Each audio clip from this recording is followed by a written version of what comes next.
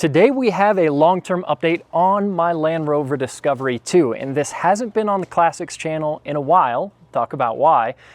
And if you're a little more up to date on this project, you might have seen a video that Tommy and I did with his Land Rover and mine as I was partway through doing the engine swap on this. So today I will fire this up for you and we'll get to check out everything that's gone on with it since, because especially since the last time this was on the Classics channel, quite a lot has happened.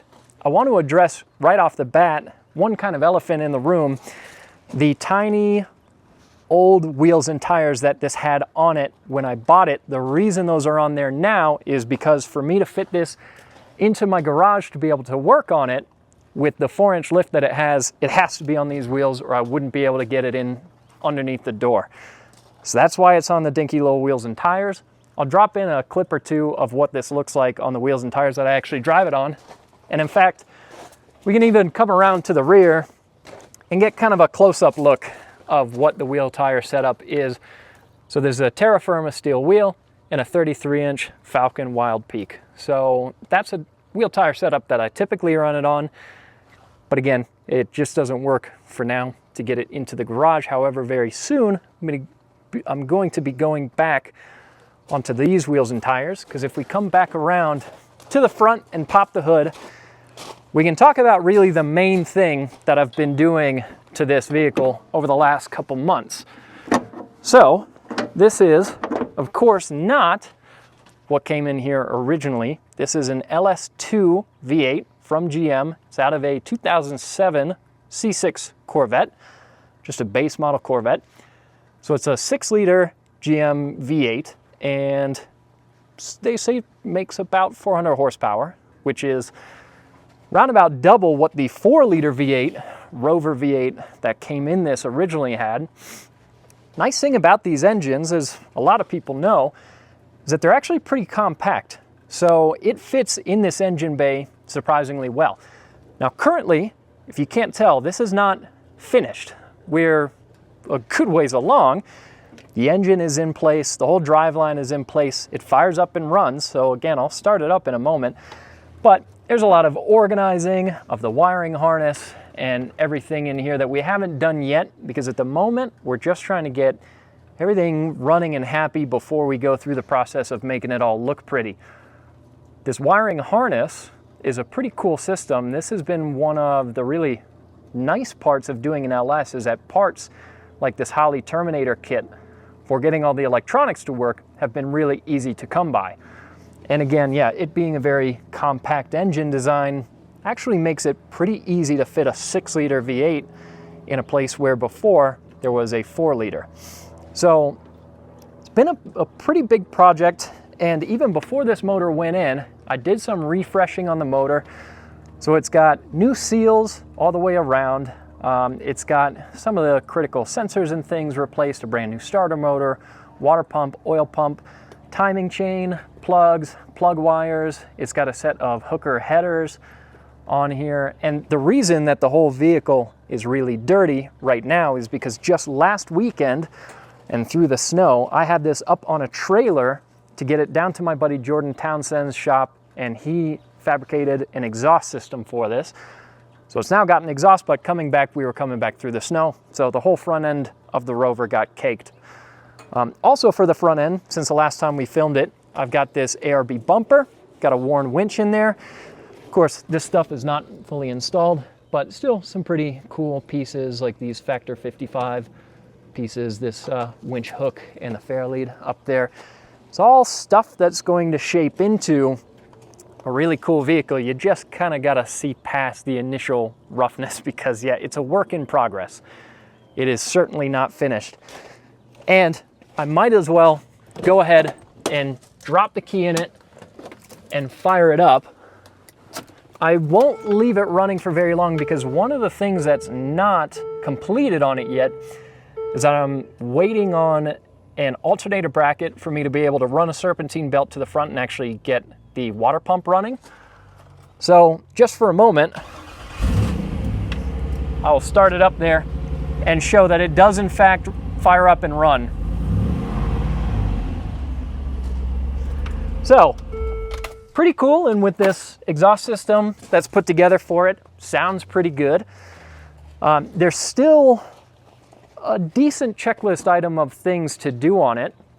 So pretty obviously on the motor itself, got to run an intake. And once I've got the alternator in place, I'll be able to see exactly where I want that intake to run. So I've got to get the accessories in place, got to get the intake in place. There's some more wiring we've got to do, especially on the interior side of things, because around the inside, we have now a pretty cool shifter setup. It's a different shifter than what this had from the factory, because this is now a 6L80 GM transmission. So it's a GM 6-speed transmission instead of the factory 4-speed from ZF, and that shifter is from a company called Lokar, L-O-K-A-R. It's made for the 6L80, and you can bring it back into drive, kick it over, and it's got a tap shift kind of function, plus and minus, to go through the gears. So when that's all together and the center console is back pieced together, because as you can see, the interior is pieced apart right now, there's a lot of wiring harness stuff just sitting in the footwell on the passenger side. So quite a bit that still has to be put back together once everything is up and running and we're in the stage of kind of cleaning things up, which should be happening pretty soon here. But yeah, so it's a 6-speed GM transmission. Kind of cool thing about it is that because LS swaps are so common, you can find a lot of the parts that you need to do this kind of thing. So there's an Australian company called Marks 4-Wheel Drive that made a kit for not only the engine mounts, but also a kit for you to mate the 6L80 GM transmission to the LT230 transfer case for this 4-wheel drive system.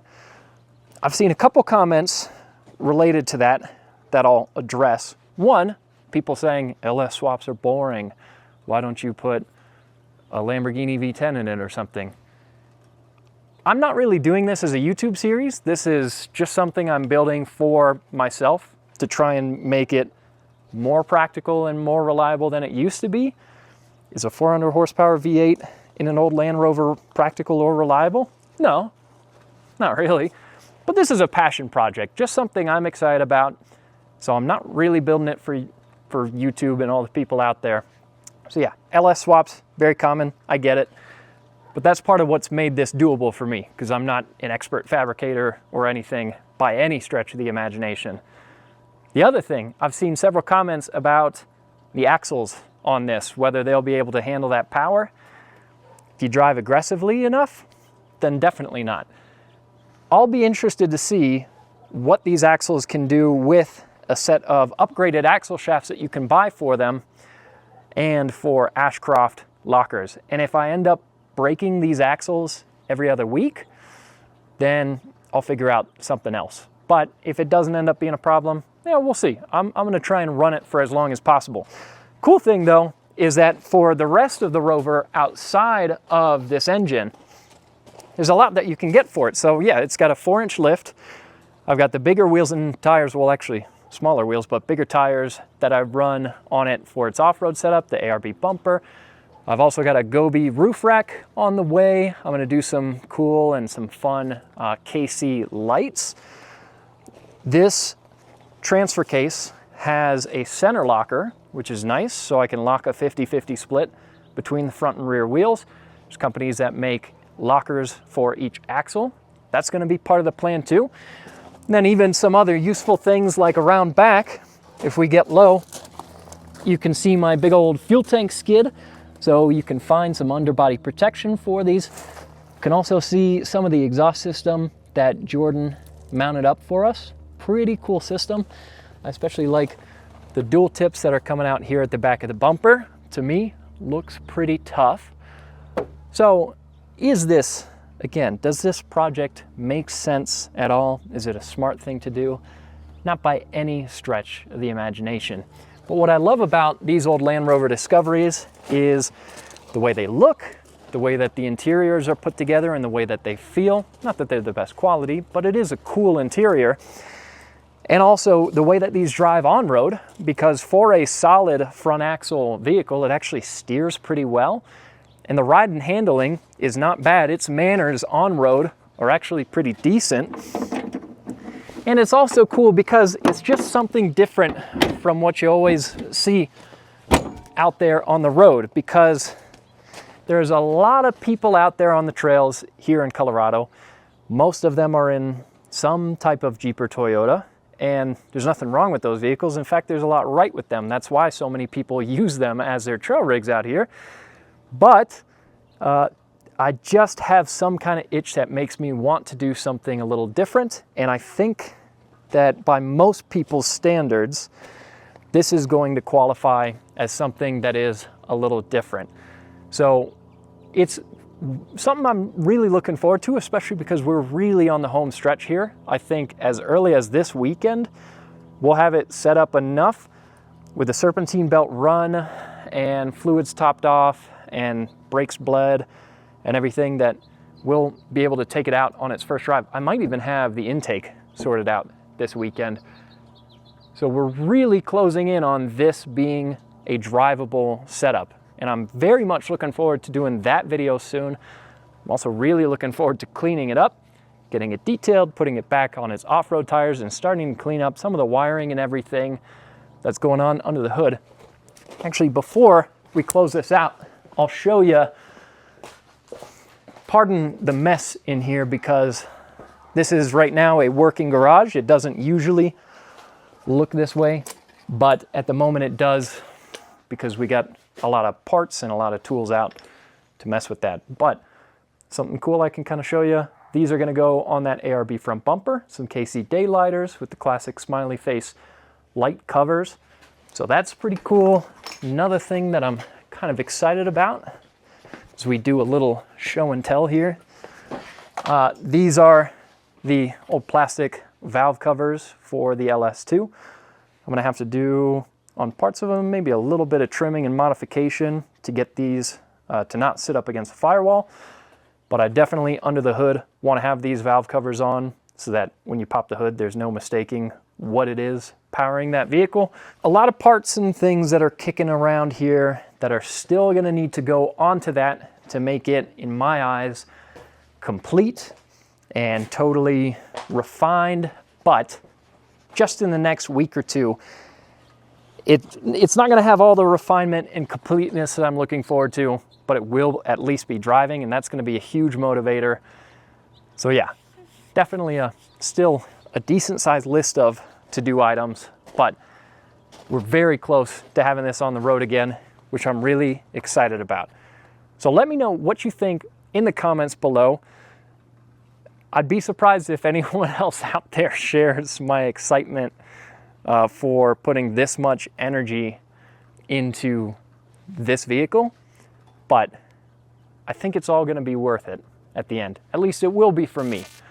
So that's all for this video. Let me know what you think in the comments below, and we'll catch you in the next.